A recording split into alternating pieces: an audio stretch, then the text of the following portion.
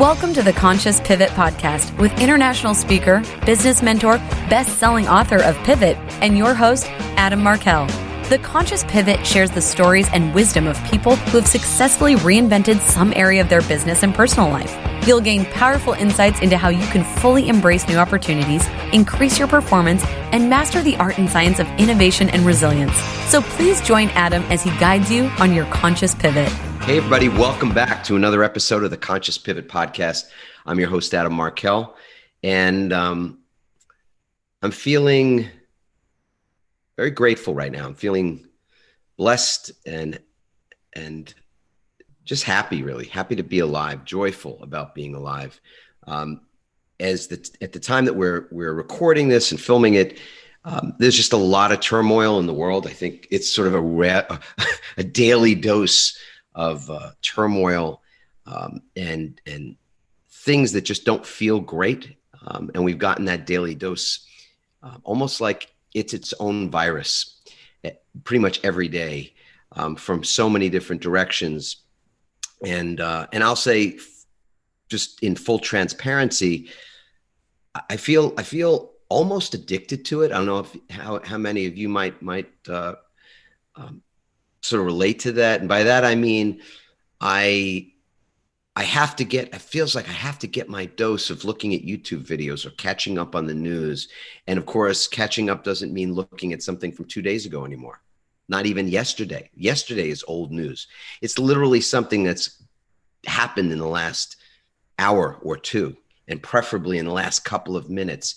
And I learned long ago that it's really challenging to focus on the wrong things, that when habitually we focus on the things we don't want, we typically attract the exact thing we don't want. And yet I found myself kind of lured to see what's happening in the world in a sort of almost a voyeuristic way. And I'm calling myself out to say that because I've railed against that for so long. I mean, driving on the highway, there's an accident, I never look. I'm always pissed at people that are rubbernecking, is the term, slowing down to see the car that's burning or to see the body that's lying on the side of the road. And I despise that. And yet I find myself almost leaning into this voyeurism of the chaos and the insanity that seems to be perpetuating itself in our country, in the United States anyway, and in other places around the world. And I realize that's like a moth going to the flame. So I'm just calling it out for what it is. In this moment, what I feel grateful for is that I have that awareness. That I have that awareness, and I can even make it a loving awareness so that it's not filled with judgment, but it's just something that I can be present to. I'm also really excited today as well that I get to speak with an old friend, business colleague, somebody I've had the pleasure to work with, somebody I respect. I think it's okay for me to say at this point in my life, he's a young man. I'm a young man, but he's younger than me. And he's a good guy with a great deal of knowledge. I'm going to read a little bit about his background in just a second, then we're going to just jump in as we always do. So Brendan Kane is an outside of the box thinker. I think that's, a cliche, but in this guy's case, it really is true. He's a speaker and author who empowers brands to scale by helping them stand out and beat competition in crowded and oversaturated markets. I'd like to find a market that doesn't seem to be oversaturated these days. He is the author of an international best-selling book called 1 Million Followers. That's when I actually met Brendan, when he was first finishing up that book and promoting that book. And we were really happy about that. And his newly released book, Hook Point: How to Stand Out in a 3-Second World. Isn't that true? As well as being the founder and CEO of Hook Point Agency. Brendan has worked with hundreds of individuals and brands providing business and digital strategy for more than 15 years, including brands such as MTV, Taylor Swift, Rihanna, and many others. So it's a pleasure to have you on the show today, Brendan. Thanks for being with us. Thanks for having me. It's a true pleasure to connect with you and everybody that's listening to this. Yeah, I think our community is going to really love this conversation. But before we dive in, I want to ask you this question: what's not written in that bio, in the intro I just read, that you would love for people to know about you? One thing that's not in there that you'd love for people to know about you. Well, I think that most people that do know me from the 1 Million Followers book and see me as really a social media expert or whatever you think. But it's much bigger than that. Social media is one thing that I do, and that's why I really decided to spend the past 2 years putting together the information in the Hook Point book, because I'm always looking at how can I provide people the most value and help them on their journey to be the most successful. And I really had to dive deep into myself to understand what is the best way that I could express that. And that's really, the concept of a hook point and really standing out in a very noisy world that we live in today, a very oversaturated world, that you've got to find ways to win attention. We live in this world where attention is the biggest asset in terms of growing your brand or sharing your message or whatever impact that you would have on the world. So I think that's a lot of people would just get caught onto that 1 million followers concept and book, and then all they see is social media. But I really want to help them with much more than just that. Yeah. It may even be sort of obvious or self-explanatory, but explain, if you could, for folks, what a hook point is for anybody. Yeah, absolutely. So let's start with what the problem is. The problem is we live in a world today where there's over 60 billion messages sent out on digital platforms. Between social media, text messages, emails, all of that accumulates to a tremendous amount of noise. There was an interesting Forbes article that did research that said the average person is exposed to between 4,000 and 10,000 ads a day. So what that really means is the average person is ignoring 4,000 to 10,000 ads a day. So you as a business person or just even somebody that wanted sharing your message, you're no longer fighting against your direct competition. You're fighting against every piece of content. Like it or not, you're competing against LeBron James. You're competing against The Rock, Netflix, CNN, Fox News, whatever it is. You're competing for that attention. So a hook point is designed to grab that attention. And there's 3 core pillars to a hook point. One is getting somebody to stop in those first 3 to 5 seconds so that you can win the first part of that conversation. Just getting them to stop so you can get to the second core pillar, which is your story. What is it that you want to express? What is the message that you want to share? What is it you want to talk about your product or service or the value that you provide? And then the third is, do people trust it? Do they believe it? Does it come off credible? And all 3 of these have to play together, because if you don't grab somebody's attention the first 3 to 5 seconds, you'll never get to your story. If you grab somebody's attention, but your story is not good, if you don't retain that attention, you've automatically lost it. And then third is, if you have a great hook and get somebody to stop and you have a powerful story, but people don't believe it, doesn't come off credible, then it falls apart. So that's really what, in the essence, at a high level, what a hook point is. How long for the story and the establishment of trust would you say? Is it fair to say it's 2 minutes? Is it 3 minutes? Is there any rule of thumb about that today? Yeah, that's a great question. I would say there's no rule of thumb for it. And people ask this a lot, especially when it comes to social media, is how long should my content be? And to me, it's like, well, how long can you retain that attention?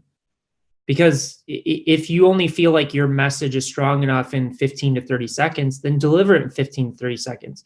If you feel like you can hold attention for 20 minutes and you're providing value, then you'll go off and do that. And I want to distinguish the difference. Like, we live in a micro attention world, but that doesn't mean you can't hold their attention for long periods of time. What it means is you need to capture their attention and fight for that attention, that first part of the conversation. That's the hard part. And then when you get past that, retaining that attention, obviously you have to be a good storyteller, but there's prime examples. You look at Joe Rogan or you look at podcasts in general, you can maintain attention for hours. Like, people will listen or engage in content. It's really just winning that first part that's really the tough part in getting you to stand out. But there's no real rule of thumb when it comes to, like, it has to be this length of time for your story. And then credibility, I'm sure you can answer this just as well as I, is like, that can come off in the first 10, 15 seconds but you can lose it 20 minutes in if you say something that doesn't hold true. So I think a lot of trust and credibility is built very early on in that process, because it's not just what you say. People look at your facial expressions, your body posture, your tones, all of that, and seeing if it comes off authentic and people believe it. Right. The nonverbal cues are a really big, important thing in that. And those are done, as you say, from sort of inception. So again, this is maybe a tough question to answer, but the 3 to 5 second piece, if somebody says, okay, I get that, I got to grab somebody's attention in 3 to 5 seconds. Are there any rules of thumb about that? Well, I can steer you to where people go wrong, because I think that's one of the helpful places. So first, people treat that first 3 to 5 seconds as their story or their product. They almost overwhelm the user in that first part of it, when you've just got to think about what is going to get them to just stop the scrolling, stop on a busy street, or stop in a meeting to pay attention to you. Scrolling. Yeah, I mean, that's the big thing. That should be a hashtag, don't you think? Stop the scrolling. Yeah, I don't know if you saw the Netflix documentary, The Social Dilemma, but it's kind of the perfect analogy of this, of the algorithms are favoring the content that gets people to stop and pay attention. So where most people do is they skip that step. They skip the first core pillar and they just go into their story, or they even just go into sell mode right away, when that's not really the world that we live in today. You've got to earn the right to do that. The second biggest mistake people are making is saying the same thing in the same way as everybody else. So one of the analogies I like to talk about is if we were launching a meditation app or a meditation retreat. Meditation has been around for thousands of years. You type meditation into Google, you'll get billions of results. And yet people will say the same thing is meditation is the key to stillness, or meditation relieves anxiety, or meditation is the key to contentment, all of those things. And if you say that in the same way as everybody else, what happens in your subconscious is like, I already know what this is going to say. Like, I'm just going to scroll past it. Not to say that you as an individual don't have a different expression or provide unique value, is people have, again, endless content that they can go through. And if they think that they've seen it before, they're just going to skip it. So to give you an example of how we could fix that is we talk about pattern interruption a lot. So you've got to imagine if you're in Instagram or anything, like let's just take Instagram, for example. You just watched LeBron James dunk. You just watched the latest Netflix trailer. You just watched a news clip of something that's going on in the election. And then your clip comes up. What is going to break that pattern to get them to stop? Now, one of the tools that we use sometimes is called subverting expectations, flipping something on its head. So in the example of meditation, the 3 core pillars may look something like this: is I may start the video with a headline, or I may say meditation is a scam to get that stop. And then I'll go into the story and say, have you ever felt like meditation's a scam? If that's you, I feel your pain, because when I first started meditating, I couldn't get it to work for me. I had people telling me I needed to sit down and completely clear my thoughts in my head. And every time I sat down, my mind would race. Is that something that's happened to you? Well, if it is, I want to share a few strategies that I learned early on that allowed me to turn a non-meditator, somebody that didn't believe in it at all, to somebody that now meditates every day for 10 years. So will you click the link below to check out these strategies that I want to share with you? So what I did is I subverted the expectations. I flipped it on its head, but I'm not doing clickbait because it plays into the story that I'm going to tell by, trying to attract people that haven't meditated and what's kind of going on in their head. And then I share the story that I feel their pain. I've been in their instance.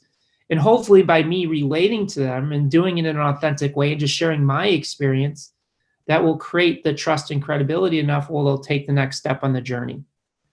So that's an example of that. There was the 2 examples that we did from an organic perspective, from subverting expectations, that went viral and worked really well. One was the old saying, don't sweat the small stuff, as we've heard that millions of times. So we created a video that started off saying, sweat the small stuff. And then we dove into like an inspirational thing of why you need to kind of pay attention to the details. And then there was another one where the headline said warning in all caps on the top with exclamation points. And it said safety is dangerous. So again, it's flipping that perspective on its head to just get people to stop, to win the first part of the conversation so we can get into the story and the real information that we want to share with them. Yeah, it's so interesting because our company trains public speakers and people specifically that want to deliver high stakes talks, like a TEDx talk, for example. And it's one of the things that's the death knell to effective and impactful public speaking is to be predictable. And it's really the same thing we're talking about. It's just using different terminology, but we say that it's not so much about being a boring speaker, even though people call it that. It's about being unpredictable. That's how you maintain a person's attention, is by not playing into what is the natural our instinct, and really what we've adapted to is to be able to see how things are going to turn out very quickly. Like you could see an ad, or you could see something, you see it coming and you know where it's going. And as soon as you know where something's going, it's no longer interesting. It's not novel. It's not unique. There's nothing to learn. And you're off checking your Facebook again, or whatever it is you're doing that's distracting you habitually. So I think it's really important that you've given us two things that, and I want to language it a little differently, just so because I think it's important that you look at opportunities to take something that might be considered conventional wisdom and to do what you just said, turn it on its side. Where can you do that? That's, so tangible takeaway for people right now is, if for your marketing or talking about something that's important relative to your content, is where can you debunk a myth, turn something that's conventional wisdom on its side, not for the purpose of just being sort of marketing savvy, because I don't buy that. I think that's going to play into the social dilemma stuff that I want to get into with you, but really just to see where it is that you can take a unique perspective on someone, genuinely take a unique perspective on something that's been beaten to death. Like, for example, I mean, we had the wife of I think it's John Carlson. I might have messed that up, but Carlson's the author of Don't Sweat the Small Stuff. I think there were two authors for that book, but anyway, yeah, that's a really conventional thing we've heard over and over and over again. So to say that, we're sort of, we're immune to it, right, Brendan? I mean, it's like it doesn't get in. Yeah, you've got to find a way to stand out, and it's not to say that there's not value in that message. And when we're working with clients, we're not changing who people are. We're not changing their core message. We're contextualizing it in such a way that we can get people to pay attention. Another big distinction where people go wrong is understanding the difference between what people need and what people want. Because a lot of times when we're creating companies or books or whatever that we're trying to push out into the world, we're so entrenched into it that we cannot see the forest through the trees, that we know it so well that we know what our core customer audience needs, but they may not be there yet. We may need to bring them on a journey to get them to what they actually need. So for example, with my first book of 1 million followers in 30 days, that's playing to what people want. That's a hook. Everybody wants followers. So that's what brings people in. But really the substance of the book, yes, I teach people follower growth, but the real journey I take them on is what you need to really know to be successful in social media, which is how to test properly, the proper mindset, how to create shareable content, how to leverage strategic partnerships.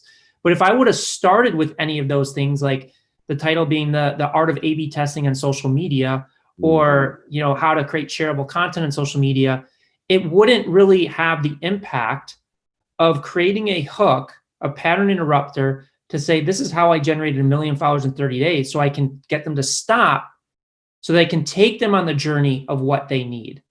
And that's really, I think a lot of people, especially the people that are super brilliant, super smart, they're so in their head and it comes so intuitively and easy for them that they forget that they need to convey that in a way that can bring the largest audience in to pay attention to what they have to say.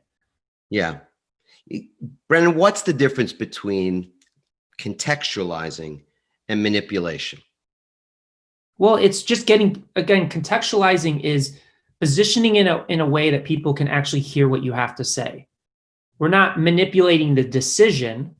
We just want to get people to pay attention. This is what we're offering. This is how we can provide value in your life, in your business, whatever it may be. And then they make the determination whether it's the right path for them or not. Manipulation is trying to convince them of doing something that they may not want to do, or maybe is not the right fit for them. And that's where that credibility and trust comes into play. Listen, are there narcissists or people out there in the world that are really good at just manipulating people? Yes, but those people are few and far between. Most of us, with the amount of content that we consume on a daily basis, we can see between, the lines, where we can see if somebody's really has value or if somebody does not have value. Right. I mean, another way of sort of getting at the question is to ask what the ethical dilemma is, because not everybody maybe has seen The Social Dilemma. I recommend it. I loved it. I thought it was, loved is a strong word. I was, my eyes were opened by it. I thought I kind of knew a bunch about a lot of these, how it is that social media has been used, and parts of it are documentary-like, and parts of it are more fiction, or at least from the standpoint of it's been set up, not strictly reporting on facts.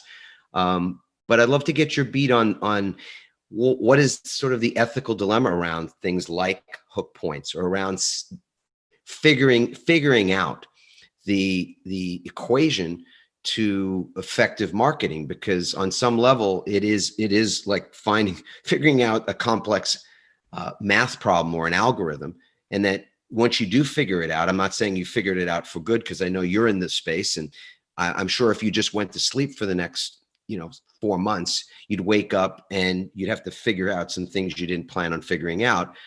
But let's just say when you've gotten a certain tipping point in your understanding of how this stuff works, it can be used for really manipulative things. I mean, that's not I'm not going out on a limb to say that that's what's happened. So just get your thoughts on the ethics of it. So, yeah, I mean, you hit on a really great point. I mean, it can be used for good, it can be used for bad. To me, I choose to use it for good. So the only ethical dilemma that I see is, are you using this to better the world? Are you using this to really enhance somebody's life, provide value to them, to overcome a significant challenge in their life or their business or just world humanity as a whole?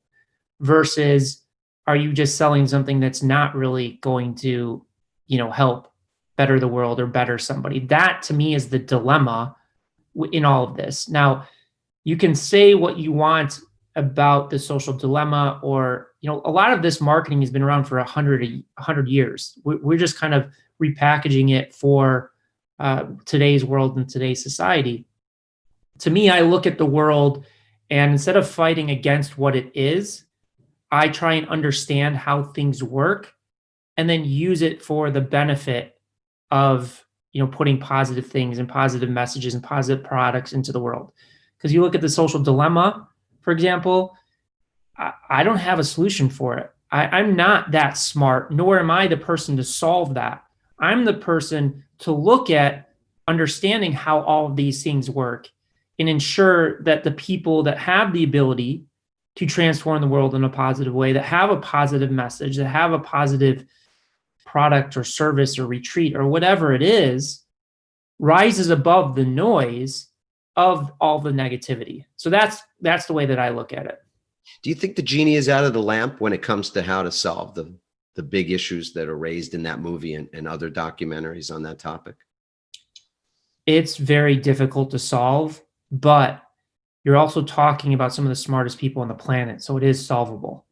I think that, and they posed it in the film, I think the biggest part of solving it is looking at the underlying business model about how they make money. Right. That's kind of the biggest challenge. And maybe this isn't a fair question for you, and if not, we'll punt on it. I'm just curious whether in the form, because I've looked at it and said to myself, look, if this is a private company and they simply decided, you know what, yeah, we let the genie out of the lamp and now we're going to retrieve it. And we have the ability to do that because it's our technology and we control, the data and the users and all that kind of thing.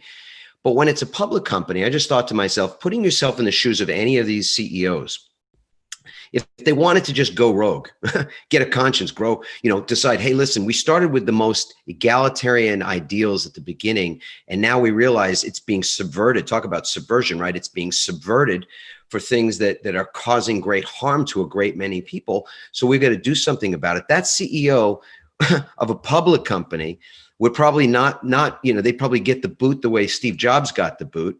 if they tried to change a business model, would ultimately cause harm to the company financially, because that would drive down stock price. And then all of a sudden you've got, retirees living in Florida or someplace going, I have a third of my portfolio invested in your stock, and now I got to go back to work at age 75 because you decided to change your business model for whatever reason. So I just look at it and go, it feels like a catch-22 when a company is public and the number one driver is shareholder value. Yeah, I don't know if it's tough, right? Yeah, I mean, the only blessing in this is that all the people running the big winners right now, the YouTubes, Twitters, Instagrams, Facebooks of the world, they understand that if they just make a drastic shift without looking at the long-term play, somebody else, some young startup, will just use the same principles that they did to game the system and make people addicted to it and keep going. So there's a larger shift that needs to happen of what is the future of these platforms, how are they structured, what is the business model, all of that needs to come into play. Now, whether they solve it or not, I don't know. I can tell you that Mark Zuckerberg, for example, is taking this seriously. You can say what you want about him, but I see the changes. I'm in these platforms every day, especially from an advertising perspective.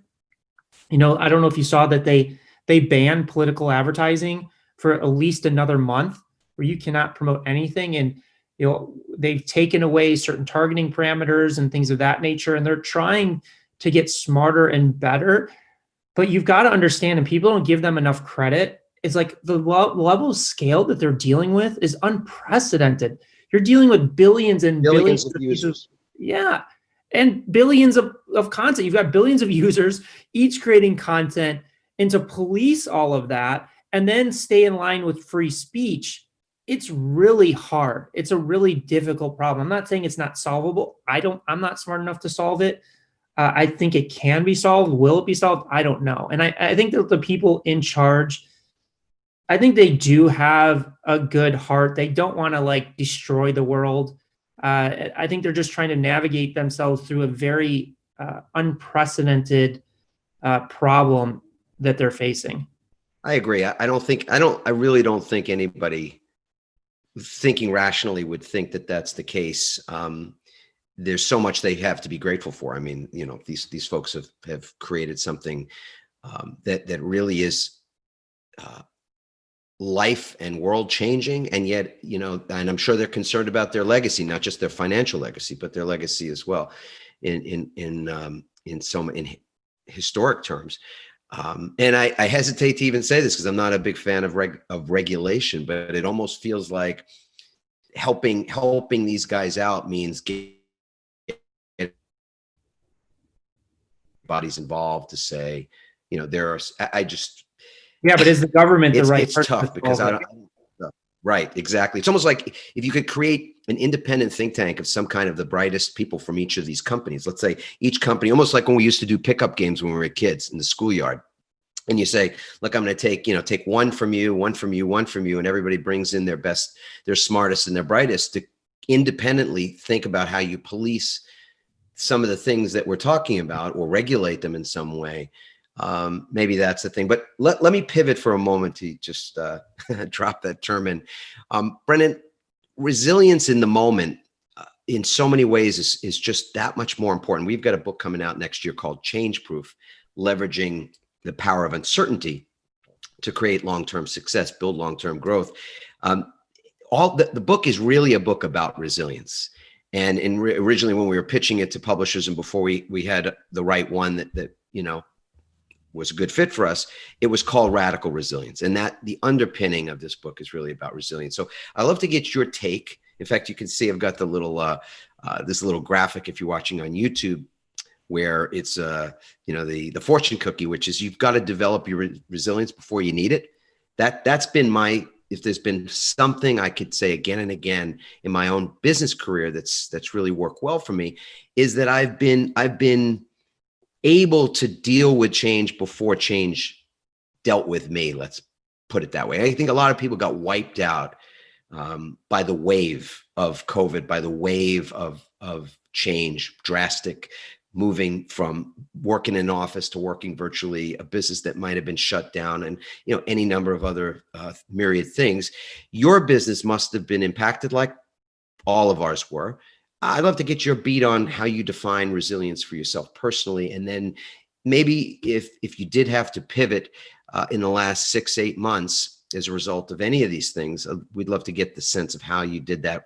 What was your mindset about it? And then tactically speaking, what did you do to get about getting taking advantage of the opportunities?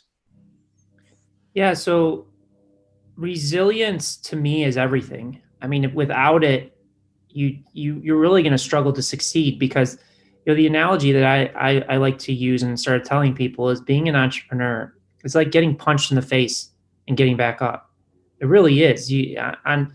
On a weekly, monthly, sometimes on a daily basis, you just get punched in the face with new challenges, and you've got to find your way through it. And if you don't, you're not going to last as an entrepreneur or business owner very long. And for me, a part of it is you're not thinking forward too much and just trying to tackle the challenges day by day in front of me, because I used to think forward too far and it gets way too overwhelming. So I worked with the Persuasive Technology Lab at Stanford University, and the guy that founded it talks about success momentum through tiny. Is that Robert Cialdini, or is he? No, it's BJ Fogg. Interestingly enough, there's a clip of him speaking in The Social Dilemma. They don't talk about it, but the guy that trained all of these, Tristan, and the founder of Instagram is BJ Fogg. Huh. And he talks about, he created a program called Tiny Habits, where you form a new habit. You choose 2 habits to form over 7 days, and that habit can't take more than 15 seconds. So the example he gives you is, if you want to get into the habit of flossing your teeth, you floss one tooth a day for 7 days, and then you celebrate after you do it. And what he says is, in the subconscious, what it does is it allows you to tackle bigger and bigger tasks the more you do it. And that's something that I've really held on to. In addition, and this is just for me, but I don't see any other option. Like, there's that story of the Vikings showing up on enemy territory and burning their ships behind them and not giving them any other option. I don't see any other option for myself. Like, I'm not going to go work another job. I don't have that in me. I will never do it. It's not rewarding to me. So I'm always, no matter how hard it gets, and I'm not going to say that I don't have thoughts about giving up and quitting, but then I ask myself, well, what am I going to do? Like, okay, I quit tomorrow. What am I going to do? I'm going to go live on a beach someplace. I'm going to go to Thailand or the Philippines. I'm going to get bored in 2 seconds, and then it's not going to be. You'll have other problems. It's not like quitting this problem scenario puts you in a, escaping this room doesn't mean you're not in a room of some other kind. Yeah. And I'm not sitting here saying this is easy. I still, get challenged with it all the time, but I decide to just move forward. And a lot of times what happens, and I think this is just for all entrepreneurs, is we get into something because it truly excites us, but we really don't know what it takes to pull it off. And if we really knew how much work and time that it took to pull it off, we probably would never get started to begin. Yeah, we would never get started. No. So that's kind of the being an entrepreneur is like being Rocky. You're like Rocky in the first Rocky movie. You just getting hit in the face all the time. And what Mike Tyson says is everybody's got a plan until they get punched in the face. Right. By me. And that is so true for entrepreneurship. by Mike Tyson. Yeah. It's such a relevant thing for entrepreneurship. So for me, my resilience comes from I love learning. I love learning new things. I get into experiences because it excites me without really understanding the amount of work that it goes in. And then I have this mentality of, I don't have any other options. So the only option I have, because I burned the bridge, or I burned the ship behind me, is just to keep moving forward to find the path that works. You're no longer employable, Brendan. I'm not. I know. I'm same with me. I don't know when that happened, but it is kind of a weird thing. I don't hear a lot of entrepreneurs speak about. which might be an interesting chapter in a book or something, how unemployable we are. Yeah. And I think that that's a good thing. Yeah, no, I don't mean it. Yeah, in a bad way at all. And I'm not implying that anybody who is employable is somehow less in some way. There's just, once you've crossed a threshold, and I don't know what that threshold is, which would be interesting research. For me personally, those ships have been burned. The book I wrote, Pivot, is all about how you pivot without burning ships. It's a commitment device for sure. But through making those small changes, and that's what Pivot really is about in so many ways, is those micro changes create momentum. And then you find over time that you've created something that can replace the thing that's causing you the misery, et cetera. But I agree with you. At a certain point, you just recognize, you know what, my freedom, there's an element of personal freedom that comes in working, doing your own thing. But you've got to be able to endure, not only endure the punches, but you've also got to be able to recover. And that's what our research on resilience really has disclosed, is that it's a little less about the Rocky model and that ability to just take the punch, get back up as many times as it takes. There is that level of tenacity that's required. But long term, the performance and the finding, because you've not only just been able to endure. I mean, you're not, like Rocky don't look too good at the end of that movie, right? He wins our hearts, but he's all banged up. You're looking pretty good. And I don't mean that just because, you're looking pretty good. You've stayed in the game long enough to figure things out. And that's my experience in entrepreneurship and in any area of business. You've got to be in the game long enough to figure out what works. And you got to go through a lot of shit and a lot of not things that don't work to be able to at some point figure out what does work. And that's a long-term game. That's a marathon game, which you can't just get hit in the face and hit in the face and hit in the face and not recover from that in order, and still be able to play the long game. So I know you and I, we were talking about this before we turned this thing on, is that thinking about where you run your business and the options to run it remotely now more than ever before, don't have to be tied to a particular state or even a particular country, may play into how it is that you create that longevity. Because if you can't recover, if you don't have all the sort of mental, when we look at resilience, we think of it mentally, emotionally, physically, and spiritually. It's all of those things. And so it's so important that you are able to be in it for the long run. And I love what you said, man. I mean, you're addicted to learning. Like, what else could life be? What better thing could life be about than just constant, never-ending learning? Yeah, no question there. But I do want to get a sense of, when it comes to your own resilience, do you have a ritual? Because you brought up BJ Fogg and tiny habits, and I gave a TED talk a couple of years ago, which at a certain point you and I had talked about naming it, how to name it. And one of the titles we ultimately settled on was doing this for 10 seconds can change your life, because it's a 10-second habit. And so I'm just curious, do you have a 10-second habit or a longer habit that you use kind of each day on a ritual basis to help you to maintain the resilience you were talking about?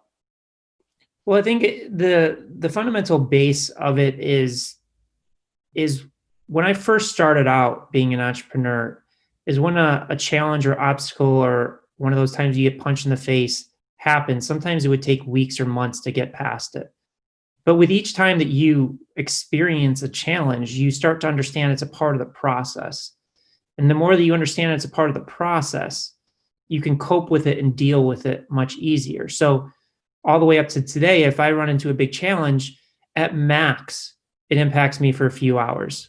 Sometimes it's only a walk around the block that allows me to deal with it. So you just get better and better at it. I would say one of the things that, and this is more recent, is I've spent the past 6 or 7 months retraining my breath. And just, I think I've been breathing wrong my entire life. And just doing breathing exercises throughout the day to keep my mental clarity, to keep my energy up, which also allows me to relieve stress. I mean, it's truly amazing that most of us don't even focus on it when it's something that we do 18 to 25,000 times a day. And that has really helped me immensely. And then on top of that is just having a support system, having people that you can call to talk through something or just listen helps tremendously. Because if you internalize too much in yourself and you don't get it out and you don't express it, it can just build up and really eat you alive.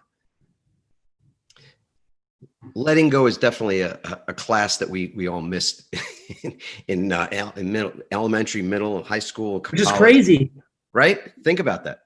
It's like I don't understand. Like, school's just so focused on science and math and history. It's like they don't teach us the fundamentals of how to deal with mental health and just challenges and things of that. It's just it's really baffling to me. To me too, brother. Well, listen, I've so enjoyed. I knew I would. I knew our folks would enjoy listening to this conversation, and I want to just give you sort of an opportunity. If there's something else, of course, everybody knows. If you've not subscribed to the show, please do, and let a friend know as well. If you think this is an episode that people would enjoy, please pass it on. We have full show notes, so you can go to adammarkel.com/podcast. And this episode will have full show notes where you can find out more about Brendan Kane, about his work, the kind of clients he serves, and as well as the books that he has available. Hook Point is available right now, brand new book, as well as a million followers in 30 days. So, Brendan, is there something that you want to leave us with, some just information that we didn't cover today that you'd feel more complete if you shared? I think we've covered a lot of really amazing topics. I would just really say that, just keep taking one step at a time. I know that's a cliche thing to say, but that's really the determining factor of whether you're going to be successful or not in anything, is just take it one step at a time and just keep learning, keep challenging yourself, and see a challenge. Or if you do get punched in the face, just know that's a part of the journey, and it's not a negative thing. It's just a learning experience.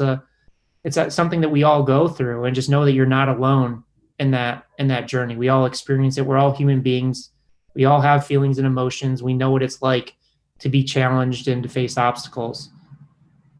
Yeah, those are just such true words, Brennan. We're not alone, and I know it can feel that way. And loneliness isn't something that any of us have the corner on the market of. So we all feel lonely from time to time, and it's so important. In fact, I was on a Zoom call earlier with an organization that's hiring me to do a keynote for them, and they wanted, among the things they really wanted me to focus on was the fact that so many of the people in their ecosystem feel like they have to do it alone, that they just don't, they're not reaching out to people for help. They're not communicating where they're looking for support. And so what a grand opportunity is to bring that to the table for that particular talk. And I was thinking that, that kind of thing is cultural. So it comes from the leadership in any organization to actually give people permission to ask for support and to reach out and to recognize, as Brendan was saying, that none of us are alone.